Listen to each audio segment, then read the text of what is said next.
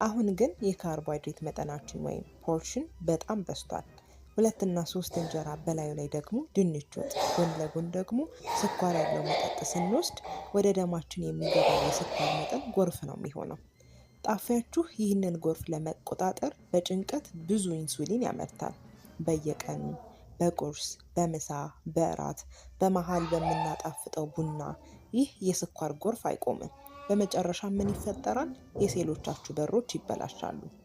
ይህንን በሳይንስ ኢንሱሊን ሬዚስተንስ ወይም የኢንሱሊን መቋቋም እንለዋለን። ይህ ማለት ምንም እንኳን ጣፊያችሁ ቁልፍ ወይም ኢንሱሊን ቢልክም የሴሎቻችሁ በሮች አልከፈት ይላሉ።